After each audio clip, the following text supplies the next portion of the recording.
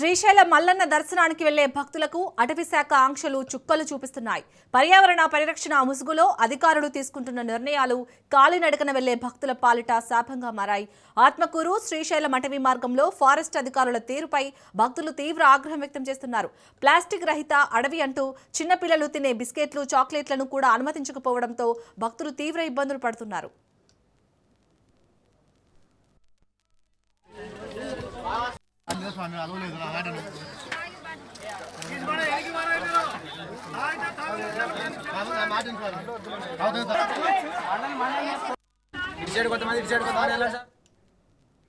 నల్లమల్ల అడవిలో మల్లన్న నామస్మరణతో మార్మోగాల్సిన వాతావరణం ఇప్పుడు అధికారుల వాగ్వాదాలతో వేడెక్కుతుంది. ప్లాస్టిక్ రహిత అడవి అంటూ అటవీశాఖ అధికారులు అత్యుత్సాహం ప్రదర్శిస్తున్నారు.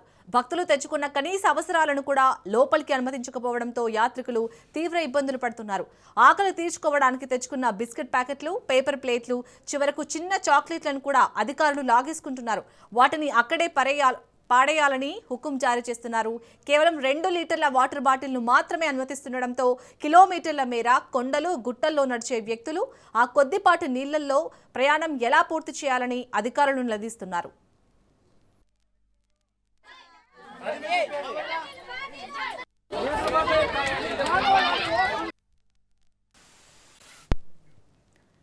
టైగర్ రిజర్వ్ ఫారెస్ట్ పరిధిలో ప్లాస్టిక్ వల్ల వన్యప్రాణులకు ముప్పు పొంచి ఉందనేది అధికారులు వాదిస్తున్నారు.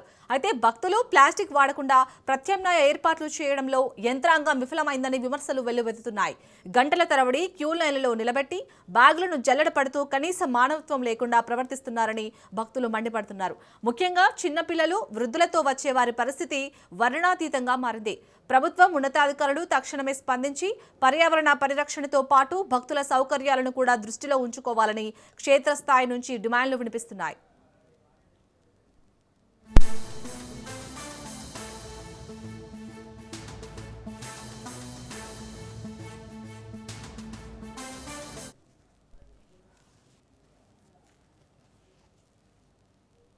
రోజు కర్ణాటక, ఆంధ్రప్రదేశ్, తమిళనాడు నుంచి లక్షలాది మంది ఈ యొక్క శ్రీశైలం మల్లన్న సన్నిధి కోసం ఈరోజు వెంకటాపురం దగ్గర నుంచి పాదయాత్ర కొనసాగిస్తా ఉన్నారు. ఈ యొక్క రాష్ట్ర ప్రభుత్వం, ఈ యొక్క ప్రభుత్వ అధికారులు 6వ తేదీ నుంచి 15వ తేదీ వరకే అని ఆంక్షలు పెట్టడం జరిగింది. ఇది ఎంతవరకు సమంజసమని ఈ యొక్క అధికారులను నేను ప్రశ్నిస్తున్నాను. దేవుణ్ణి పూజించుకోవడం కోసం కొన్ని రోజులు మాత్రమే ఆంక్షలు పెట్టడం సమంజసం కాదు. నిరంతరము దేవుణ్ణి పూజిస్తూ అంటారు ఈ శివరాత్రి అయిపోయేంత వరకు. అదేవిధంగా ఈ యొక్క భక్తాదులు వస్తున్నటువంటి వేళలో కౌంటర్లు ఏర్పాటు చేసి ఆ యొక్క కౌంటర్లో 1 లీటర్ వాటర్ బాటిల్ తీసుకోపోకూడదని ఆంక్షలు పెట్టారు. అదేవిధంగా చిన్నపిల్లలు స్నాక్స్ కూడా తినుకోకున్నట్టు యొక్క చాక్లెట్లు, బిస్కెట్లు అయితే ఏంటి, అంటే చిప్స్ అయితే ఏంటి, ఇలాంటి వాటిని కూడా వారు చెక్ చేసి వదులుతా అన్నారు.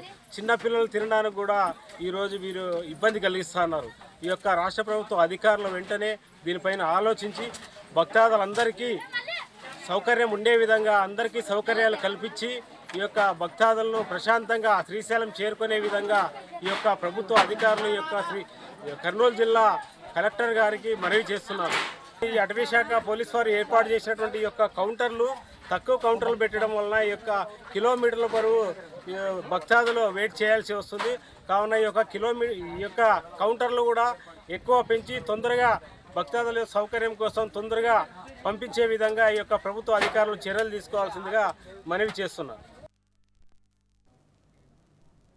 మున్సిపల్ ఎన్నికల వేళ కొందరు ఉద్యోగులు వినూత్న రీతిలో నిరసన తెలిపారు. కాంగ్రెస్ వాళ్ళు ఓటు కోసం మా ఇంటికి రాకండి అంటూ బ్యానర్లు దర్శనమిచ్చాయి. కరీంనగర్లో రిటైర్డ్ ఉద్యోగ ఉపాధ్యాయుల ఇళ్లలో వెలిసిన ఈ బ్యానర్లో రిటైర్డ్ బెనిఫిట్స్ రాకుండా గోసపెడుతున్నారని, తమ పైసలు తమకు ఇచ్చేందుకు ఎందుకు మనసొప్పడం లేదని ప్రశ్నించారు. ప్రభుత్వ జాప్యం వల్ల 61 మంది రిటైర్డ్ ఉద్యోగులు చనిపోయారని ఆవేదన వ్యక్తం చేశారు. మున్సిపల్ ఎన్నికల్లో బీజేపీకి ఓటు వేసి కాంగ్రెస్ కి బుద్ధి చెప్పాలని పిలుపునిచ్చారు.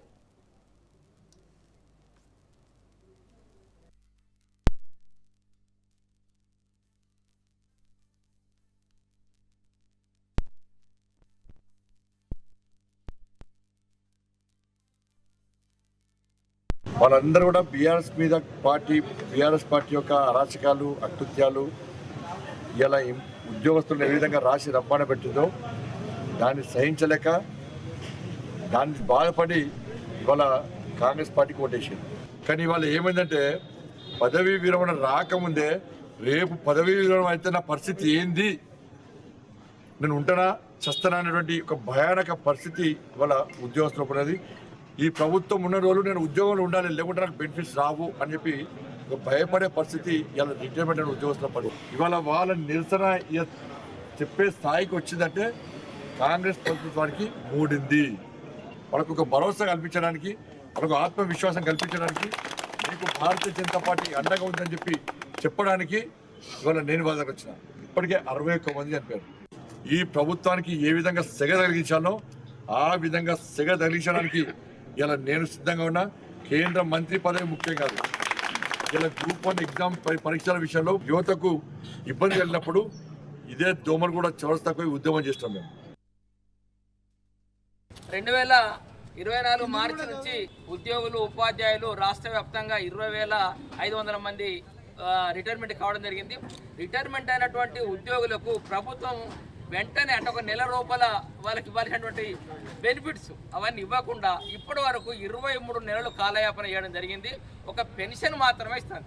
ప్రభుత్వం మీద ఎలాంటి కనికరం చూపకుండా మరి లేవంటున్నారు. ఎందుకు లేవు? ప్రభుత్వ పెద్దల దగ్గర అన్నీ ఉన్నాయి. తగ్గించినటువంటి జీతం మాకు ఇవాళ పెన్షన్ దాంట్లో 38% ఇస్తారు. 52% మనకు 62% అనేది మిగులుతుంది రాష్ట్రానికి. ఆ మిగిలినటువంటి డబ్బులే 1100 కోట్ల రూపాయలు ఎవరి మంత్ మిగులుతూ ఉన్నాయి. ఆ 1100 కోట్లు మాకు ఇచ్చినా కూడా ఇవాళ రిటైర్మెంట్ వాళ్ళు ఇట్లా ఉండేది కాదు. దీని మీద ఒక ప్రత్యేక కార్యాచరణ తీసుకుంటే ఖచ్చితంగా వాళ్ళు మెడలు వంచి మనం పొందొచ్చు.